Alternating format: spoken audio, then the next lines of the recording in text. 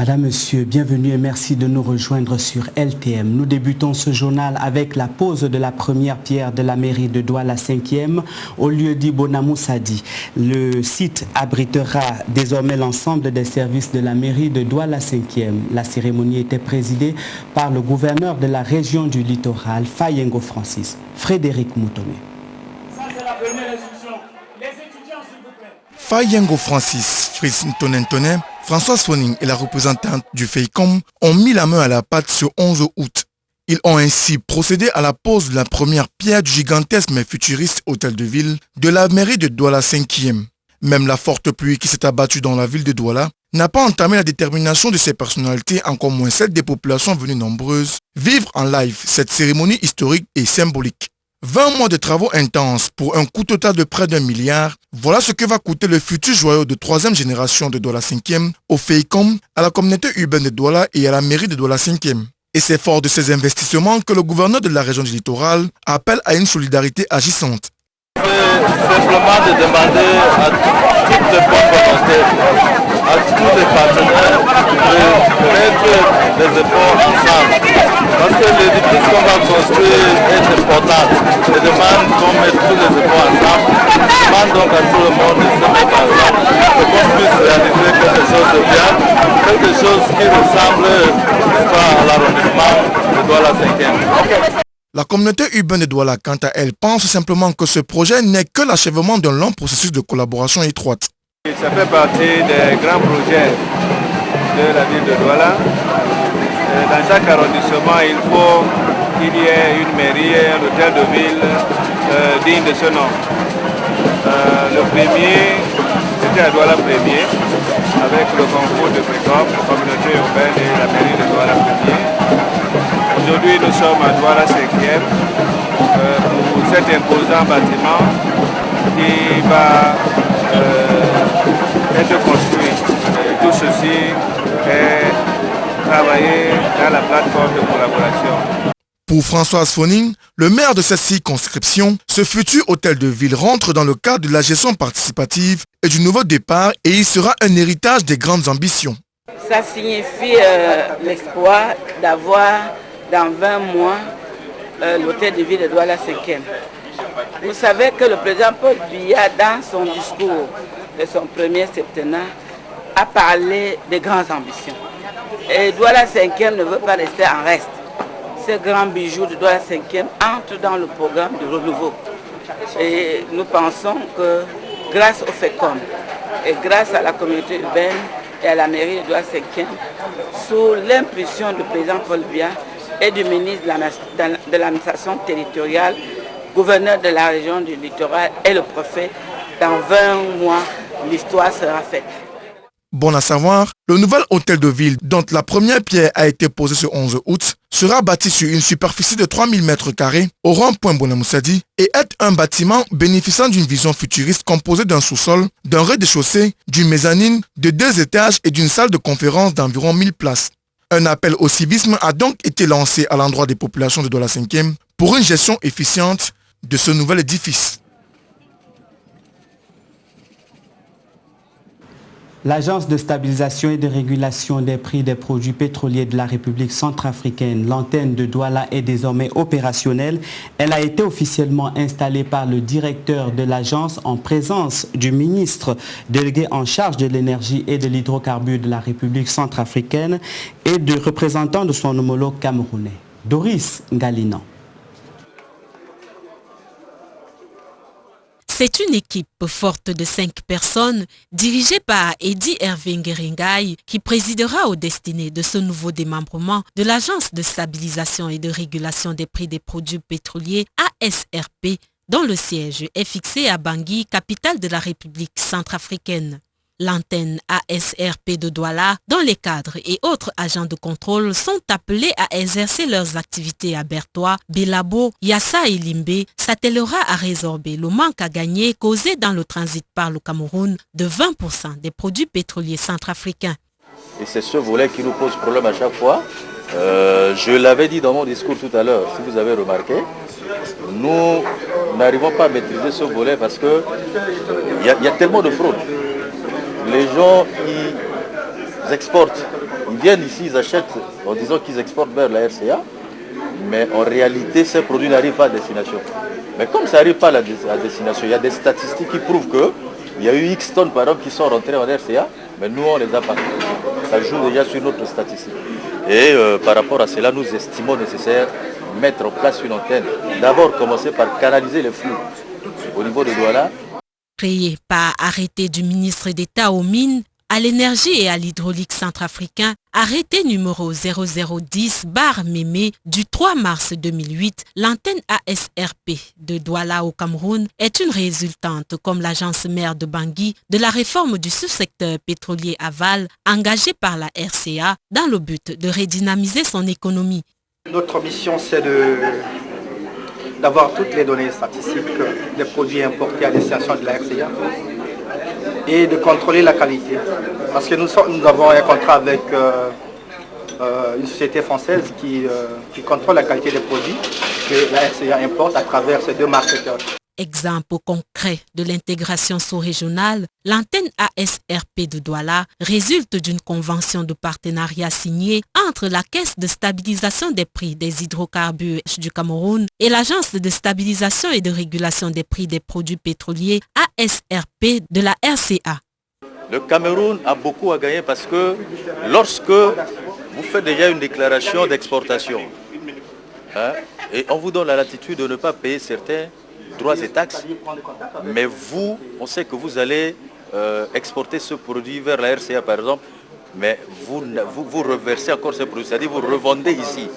Le Cameroun perd parce que le gars qui a pu bénéficier des droits et taxes vend au même prix que les autres.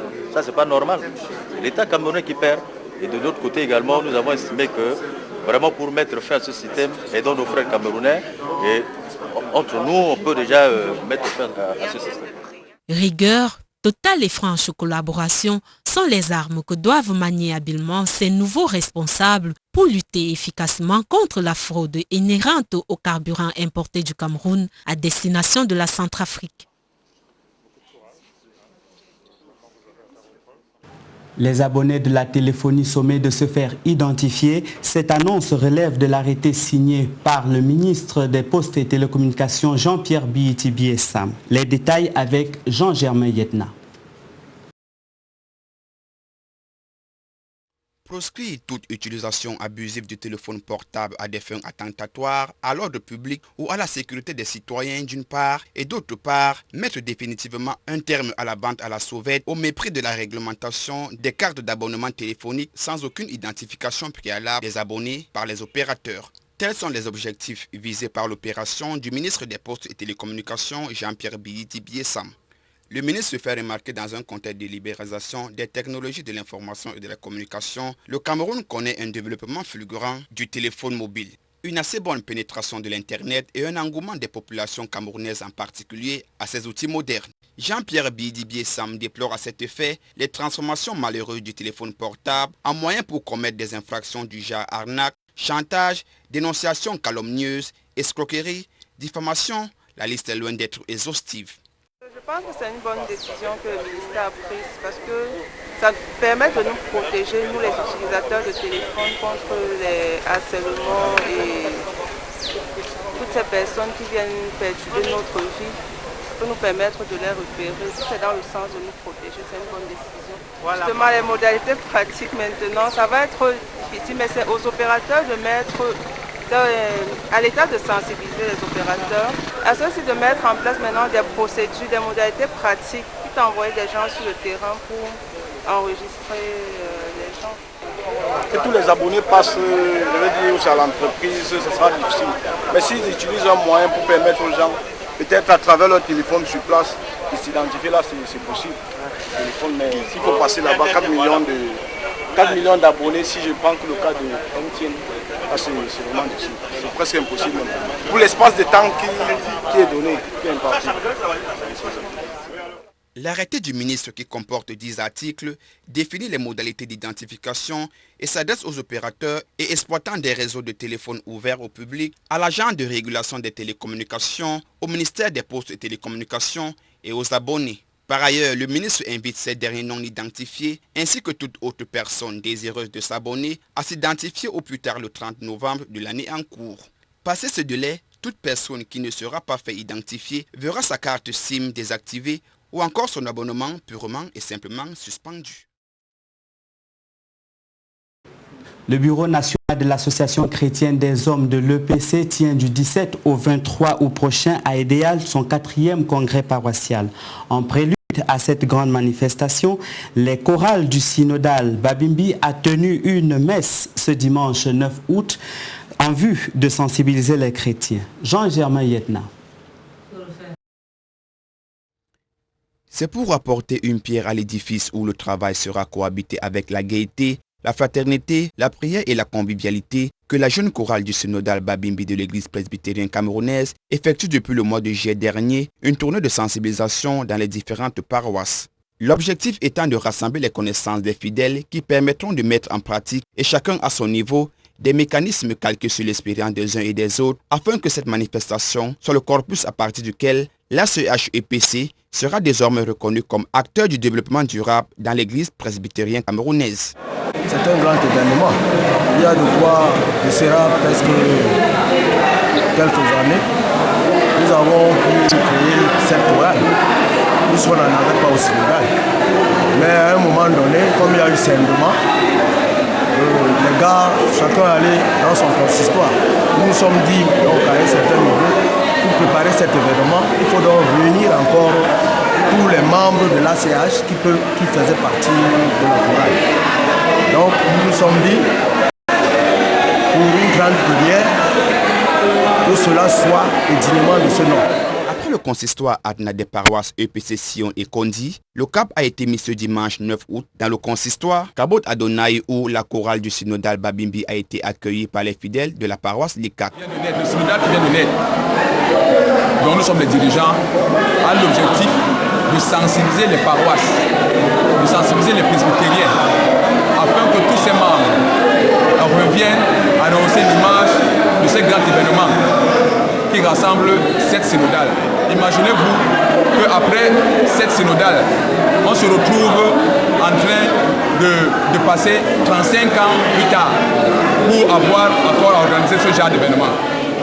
C'est donc pour nous une fierté, une manière de sortir le bilan de l'évangélisation et de l'éducation chrétienne de nous les membres de l'ACH. Et c'est dans ce même ordre d'idées que la chorale invite les églises sœurs du Cameroun et d'autres pays voisins qui disposent non seulement d'une association chrétienne des hommes, mais aussi celle des femmes, de la JAPé, ainsi que les associations sœurs de l'EPC. Pour nous, c'est une manière, c'est une toute première fois de recevoir ces grands événements dans l'association chrétienne des hommes depuis notre création en 1990. Nous existons aujourd'hui 20 ans. Pour nous, c'est une fierté. Il y a un groupe qui est en train de sensibiliser la même chose au niveau de la capitale économique et la capitale politique à Yaoundé et de tous les environs, les campagnes, les villages. Et nous allons tous nous retrouver samedi le 15 pour faire une évaluation afin de commencer à recevoir les délégués. L'ancien de l'église Ndénemor Paul, dans sa prédication, tirée du livre de Paul dans son chapitre 9, du verset 1 à 12, a exhorté aux ouailles d'adopter de bonnes attitudes et de donner leur vie à l'Éternel. Rappelons que les travaux du 4e congrès du Bureau national de l'ACH-EPC, qui s'ouvre le 17 août prochain à Idéa, auront comme point inscrit à l'ordre du jour des méditations, des conférences débats, des soirées culturelles, avec à la clé la remise des attestations et récompenses aux différents participants. Les problèmes de soins de santé en médecine traditionnelle préoccupent les guérisseurs naturopathes. C'est pourquoi le tradipraticien Emmanuel Keta a convié les journalistes ce lundi 10 août à Douala. Question de les entretenir sur le rôle de la médecine traditionnelle. Jean-Germain Yetna.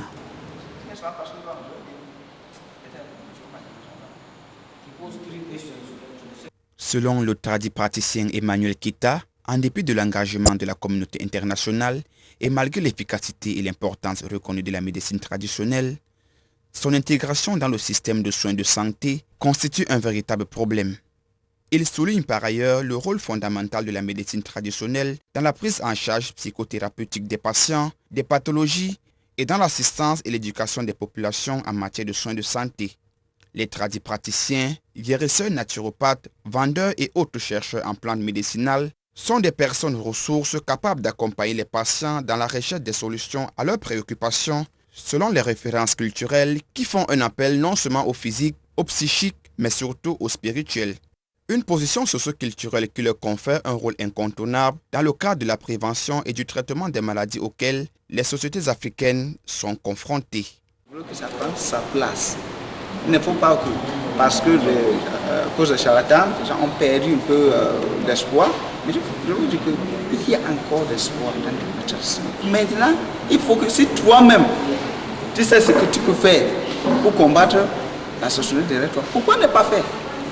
Tu attends qui vient te montrer. Il faut que aide-toi et aide ta famille.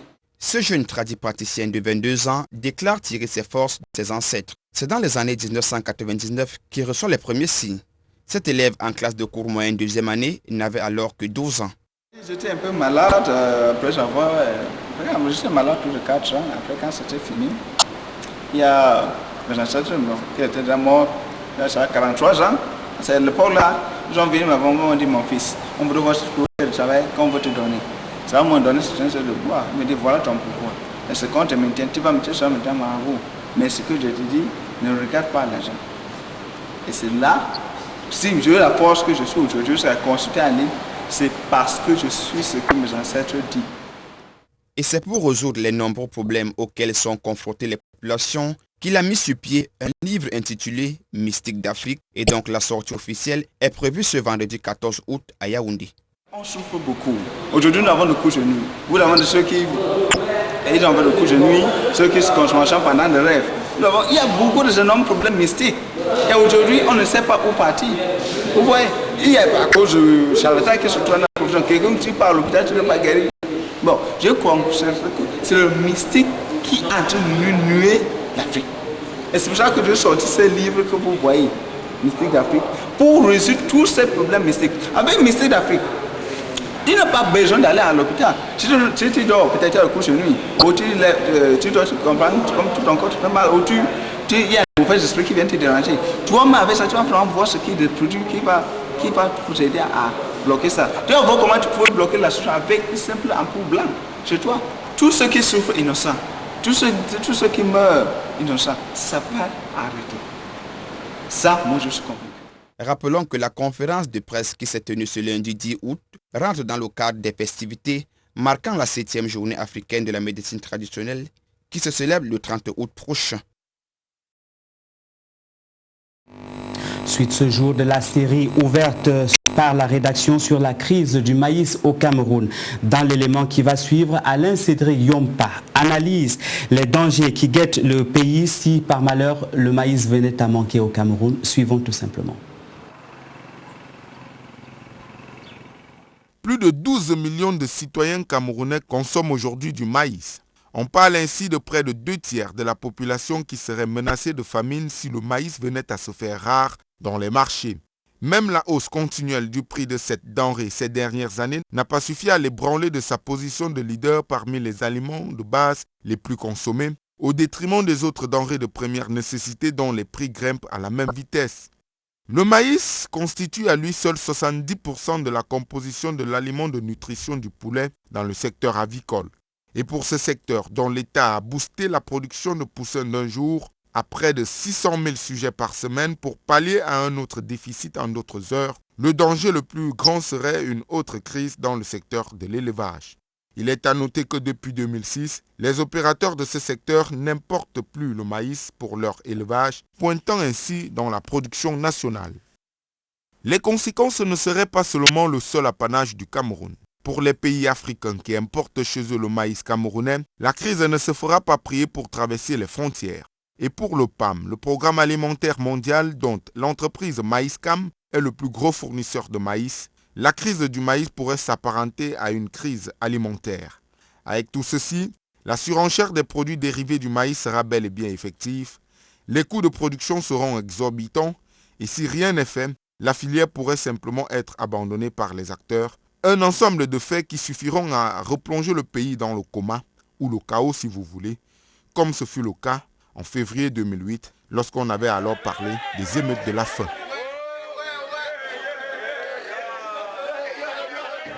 À l'international, Hillary Clinton continue sa tournée africaine. La secrétaire d'État américaine est attendue ce matin à Goma, en République démocratique du Congo. Un voyage commencé hier à Kinshasa et marqué notamment par un échange sec avec les étudiants congolais.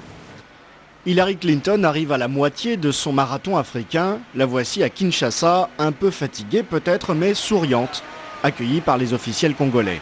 Au programme de la journée, comme en Afrique du Sud, une visite de malade à l'hôpital, accompagnée d'un basketteur congolais. La chef de la diplomatie américaine, ardente défenseur des droits des femmes, participait ensuite à une table ronde sur le thème des violences sexuelles. Hillary Clinton devait aussi rencontrer des étudiants pour un échange sur l'actualité, mais les Congolais se rappellent surtout de Bill. Son mari, quand il avait son mandat à la tête des États-Unis, on croyait qu'il pouvait changer des choses dans ce pays, mais on n'a pas vu de grandes choses. Son mari, toujours son mari. Bill Clinton réapparu sur la scène diplomatique il y a quelques jours en Corée du Nord. Dans la salle, un étudiant prend le micro, demande à Hillary ce que Bill pense de l'économie congolaise. Le temps de s'assurer qu'elle a bien entendu ce qu'elle a entendu, et la réponse cinglante. Vous voulez savoir ce que pense mon mari? Mon mari n'est pas secrétaire d'État. Moi, oui.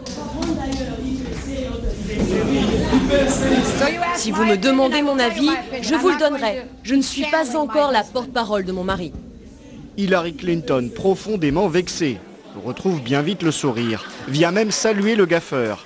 Surtout ne pas avoir l'air de manquer d'humour. Avis quand même à ses prochains interlocuteurs, dans les couples comme ailleurs, chacun doit rester à sa place. Sur l'île de Taïwan, entre 100 à 600 personnes sont portées disparues après le passage du typhon Morakot. Les coulées de boue gigantesques ont submergé les vallées et ravagé les villages du sud de la région. L'angoisse des familles de Xiaolin. Elles guettent l'arrivée des hélicoptères. À leur bord, des rescapés du village ensevelis sous des tonnes de boue après le passage du typhon Morakot. Mon père a fait une crise cardiaque. Ils ont dit qu'ils allaient envoyer un hélicoptère, mais il n'y en avait aucun. Mon père attend toujours. Impossible de savoir combien de personnes sont encore sous les décombres. On parle de 100 jusqu'à 600 personnes portées disparues. Au passage du typhon, tout un pan de la montagne s'est décroché avant de s'abattre sur les maisons. Au sud de Taïwan dimanche, de nombreux glissements de terrain ont entraîné des torrents de boue qui ont tout emporté sur leur passage, détruisant les ponts, les routes et rendant très difficile la progression des secours. Les routes vers Xiaolin ne sont plus accessibles. La seule possibilité reste l'hélicoptère. On a contacté le chef du village et les pompiers. Tous disent qu'il n'y a plus de route. Officiellement, le typhon Morakot a fait 41 victimes à Taïwan. Un bilan provisoire et qui risque fort de s'alourdir à mesure que les secours progressent dans les villages les plus reculés du sud de l'île, rendus très difficiles d'accès. C'est la fin de ce journal. Merci de nous être restés fidèles. À bientôt.